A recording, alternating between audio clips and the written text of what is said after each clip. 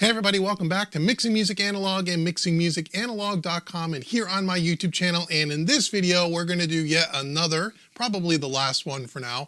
We're going to take a listen to a comparison between an SSL 611 500 series hardware module, and we're going to compare that to our Plug-in Alliance E-Series channel strip, the SSL E-Series channel strip. We're going to listen to it on kick and snare and piano and acoustic guitar, and then we're going to listen to it as a little small band, as an accumulative effect thing, so we can hear the difference between the hardware and the plugin. Now, I've done two videos prior to this where we compared the same hardware to the CLA Mix Hub by Waves. You can click the link in the description box below if you didn't hear or see that video, and also the Slate Digital FG Dynamics plugin.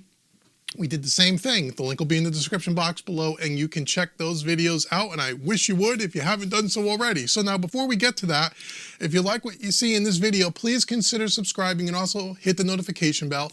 Also check out what I have going on over at mixingmusicanalog.com. And if you're into mixing, and you must be, you're here, so you're into mixing, and you want to learn how to mix in a very non-technical way, especially in the box, using a lot of these third-party plugin analog style plugin emulations, check out what I have going on over at mixingmadeeasy.net. It's my mixing training website. We do it all in the box. We use everything from stock plugins to third-party plugins, so on and so forth. It's all done in the box, and I show you how you can replicate the analog workflow in the box. So check out mixingmadeeasy.net. So here we are again at the SSL origin. So again, what I have set up here, and we'll jump into Studio One here in a second, is we have a kick, a snare, piano, acoustic guitar. Okay, on the first four channels here, we have kick, snare, piano, acoustic guitar, all running through a plugin, which if we jump into Studio One, I'll show you here. We have our Plug-in Alliance SSL E-Series channel strip, and we're using the E-Series because the hardware that I have is an emulation of an E-Series Dynamics module. So we have this across all of the tracks down here. You'll see them in pink. The first four tracks you'll see in the channel notes say plugin. This is the plugin where I have this E-Series channel strip. We're not using anything except for the dynamics, and I'll go over the settings in a second. And then over here in green, we have all of the hardware. Now the hardware is the 500 series rack. I'm sure you'll see an image come up on the screen here in a second. We have four modules numbered 1 through 4 in the top right hand corner. So the first green track is the kick, the second one is the snare, the third one is the piano, and the fourth is the acoustic guitar.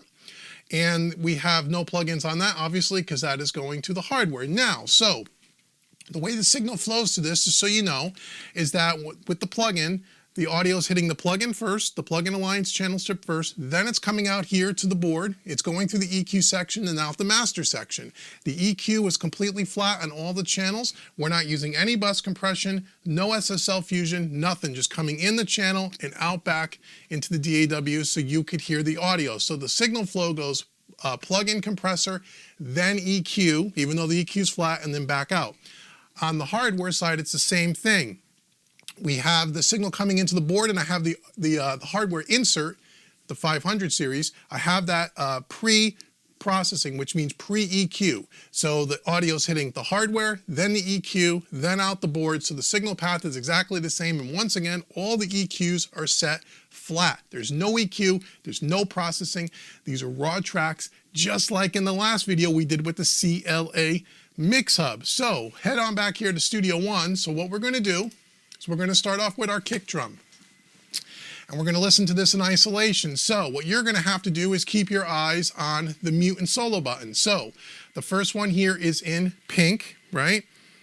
And we're going to play back the kick, and then I will solo up the kick in green, and we'll go back and forth between the two. The settings are exactly the same on the hardware as the plugin to make sure we're achieving about the same amount of compression. On the kick and the snare, we're using a fast release 4:1 ratio. We're hitting about 3 dB of compression. You'll see on the gain reduction meter just hitting the light, and that is it with a slow attack. Okay, so that's what we're going to do, and the hardware is exactly the same. Now, because the plugin has an automatic makeup gain under the hood, I level match the plugin to make sure that the volume in the room is exactly the same. So I've turned down the fader on the plugin a little bit just to make sure that it's not louder than the hardware, because there is no gain or output trim on the hardware itself. So anyhow, let's listen to our kick drum. Here we go. Keep your eye on the solo button. We are going to start with the plugin.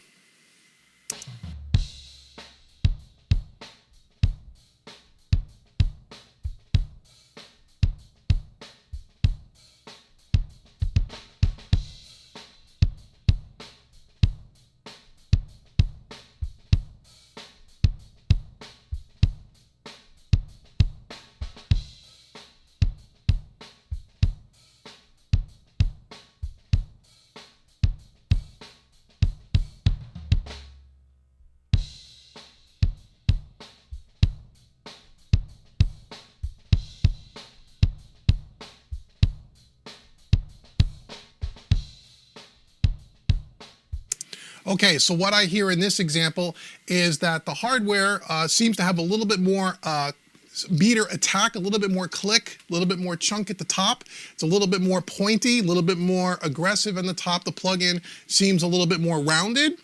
From a 3D perception, it seems about the same to me. The biggest difference here isn't so much in the depth of the 3D-ness, it's mostly the attack and the point as the beater hits the head. That's what I hear in this example. So now that I've kind of pointed that out, because I don't know how it comes across on YouTube, I always have to say that to make sure that everyone is aware of that. I don't know what system you're listening to your stuff on. Everyone's listening on different types of speaker systems and headphones and such. So it's best if you kind of listen to this on headphones is probably the best way to do it, or really good studio monitors, but not all of you have that opportunity. So that's what I'm hearing here. So let's listen again. We're going to start with the plugin. We're going to move over to the hardware. Here we go.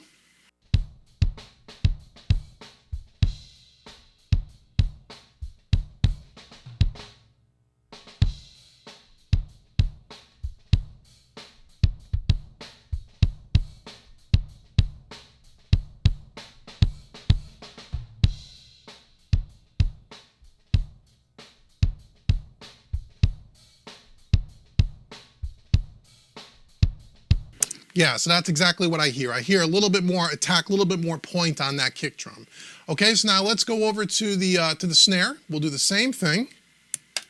Bring up the snare plugin here.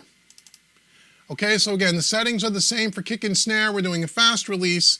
We're doing a 4:1 ratio. We're hitting about 3 dB. Maybe on some of the heaviest hits of the snare, it's clipping into that 6 dB, the second LED. Same thing on the hardware. I've turned down the plugin on the output side to try to level match it the best I can. If I feel like we need to tweak it a little bit, I will do that here as we play back this audio. But here we go. Let's start with the plugin. Keep your eye on the solo buttons.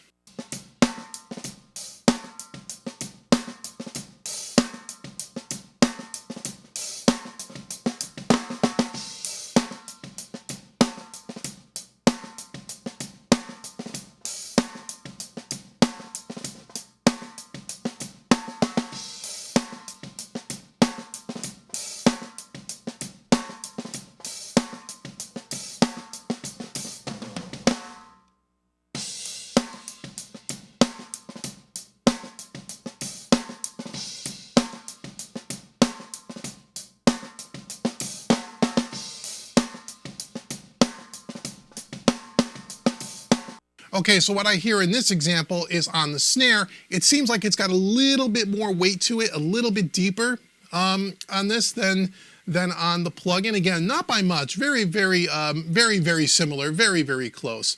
Oh, and by the way, you should be looking at hardware module number 2 if you haven't already figured that out yet. So it's a little bit more bottom heavy, a little bit more meat on the snare here. The top end sounds pretty close to the same to me. It almost seems like the hardware 2 also maybe tucks the transient just a little bit more, grabs the transient just a hair bit more, but it doesn't soften it. It's still nice and pointy, but it's a little bit more set back. So let's listen to that again. We'll start with the plugin. Here we go.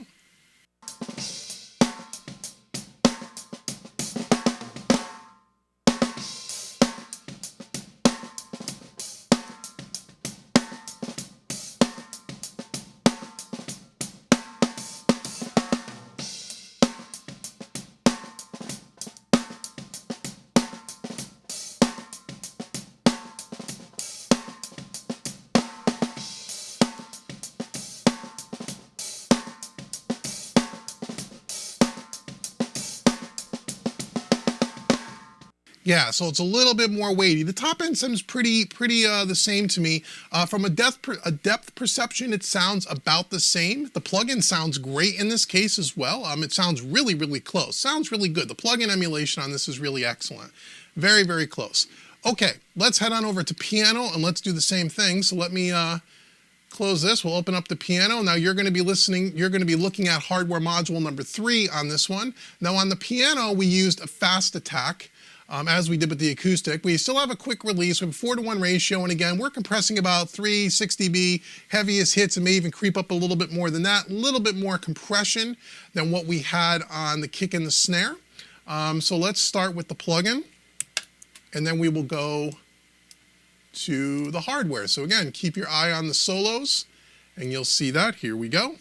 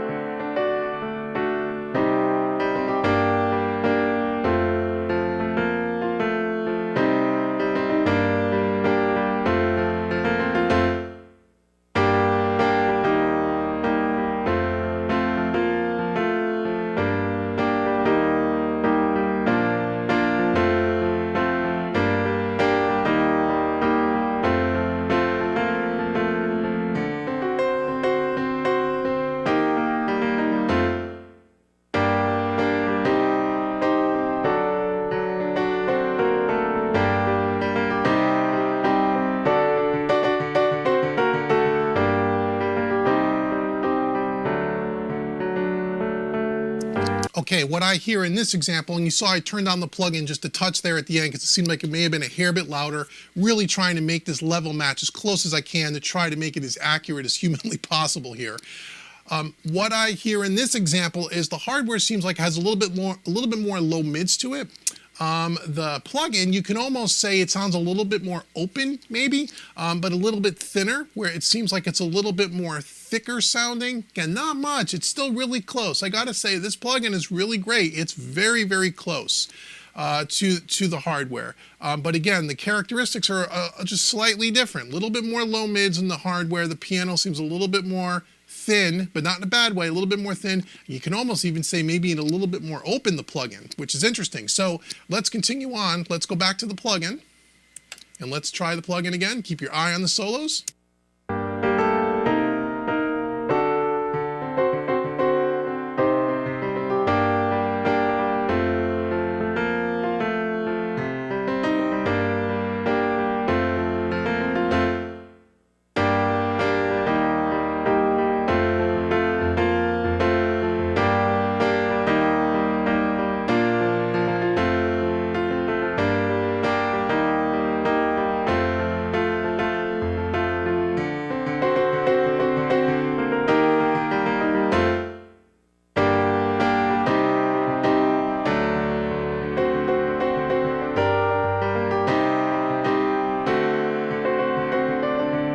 So it almost sounds like the hardware to me, trying to pick the right words here, but take them with a grain of salt. It sounds a little bit more full because of that low mid thing. That just sounds a little bit more, I hate to use the word natural because I don't want to make it sound like the plugin doesn't sound good, because it really does. But natural is the word that comes to mind. With that little bit more low mid, it sounds a little more full, the hardware I mean. Again, close. But that's what I kind of get a feeling when I first hear it. I first see this, I first switch over to the hardware from the plugin. It seems like it blooms a little bit more. That's what I'm getting. So now let's try acoustic guitar. And then we'll listen to this as an accumulative effect with all 4 tracks playing back. So once again, on the acoustic, oops, let's mute that, okay. On the acoustic again, we're using a fast attacks, the heavy strummer, this one. Again, we're probably compressing 6 and then some of the heavy strums up to 10 dB because he kind of digs in a little bit. We're doing a quicker release, 4:1 ratio, all the same, just the compression's a little different. And again, I tried to level match the plugin by turning down the plugin. If I have to tweak it slightly, I will. So we're going to start with the plugin in pink, and then we're going to move over to green. So here's the acoustic guitar.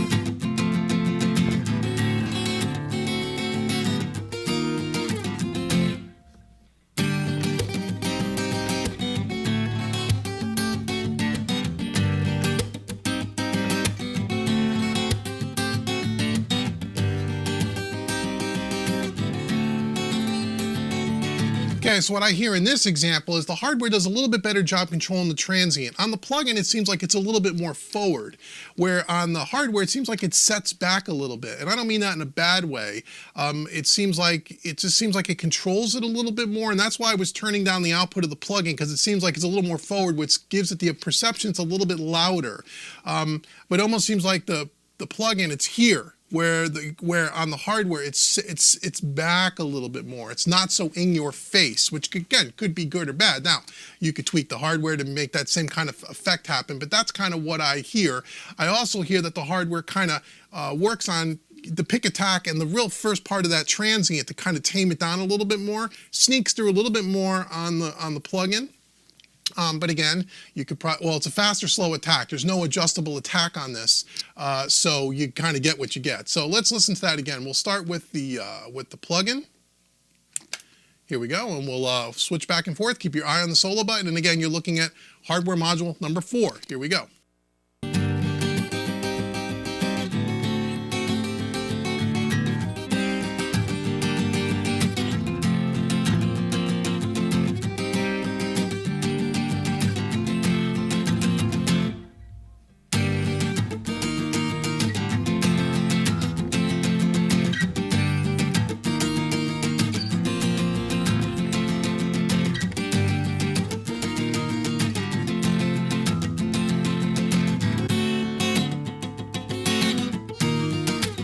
Yeah, so it's more of the way it controls the transient. I feel like the hardware does a better job controlling the transient on a heavy strummed acoustic guitar. That's important, right? So it seems like it's a little bit more even of a performance on the hardware, a little bit more even because it's controlling that transient so well, and it's kind of smoothing off that point a little bit, whereas the plugin, it kind of pokes through a little bit more, again, but it's subtle. And again, I'm not suggesting that you can't tweak one or the other to kind of get them to sound exact. Of course you could, but again, for this test, just kind of giving you the, quick little down and dirty, here are kind of the differences. So that's on the acoustic. Now, we're going to listen to this on all 4 at the same time. So what we're going to do is we are going to solo up the 4 pink tracks, which would be the plugins. Oops, not solo safe. We don't want to do that. Okay, here we go. And then we're going to switch back and forth from pink to green. You'll hear all 4. Hopefully I got the level matching as good as I can get it. Again, pay attention if you can to the more of the depth perception of how maybe the 3D kind of a thing changes a little bit more depth. That's usually what I hear in hardware compared to plugins. In most cases, it just seems like plugins are a little bit more forward and linear, where hardware, in not every case, but in a lot of the cases I've tested in videos that I've brought to you guys on the channel here, it seems like there's a little bit more depth in the hardware typically. So that's what I'm trying to focus on. See if you want to focus on the same things. So here we go. Let's start with the plugins.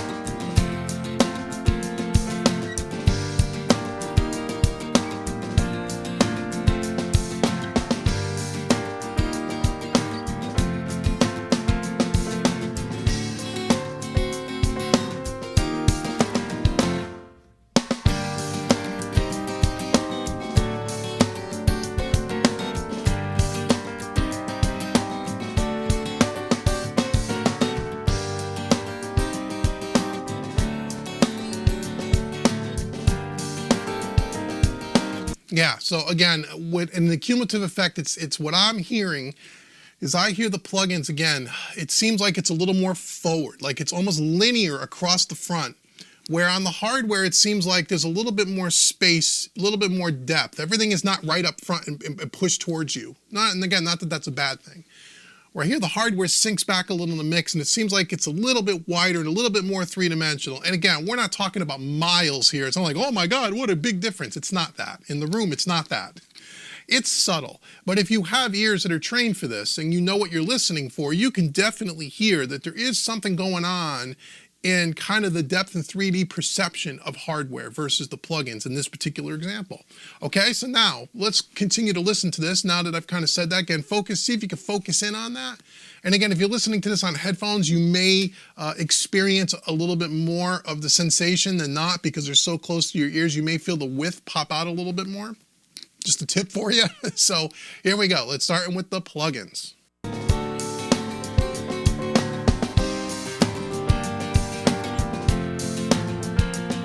Actually, that's the hardware. We're starting with the hardware, then we're going to the plugins. Sorry about that. Let me start the cycle over. Okay, keep your eye on them. We're going to start with the hardware, green, then we're going to go to plugins.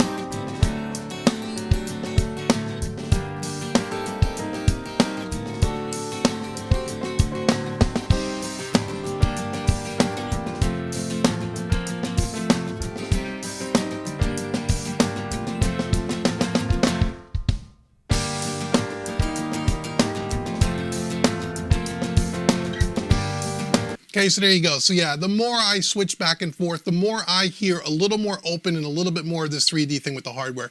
That's just what it is. And again, it's subtle, but it's definitely there. But the plugin sounds great. I mean, the plugin Alliance channel strip sounds great. Just like with the CLA Mix Hub that we did last week, I've used that plugin a bunch, the plugin Alliance channel strip. When I mix in the box, I use it all the time because it really does sound wonderful.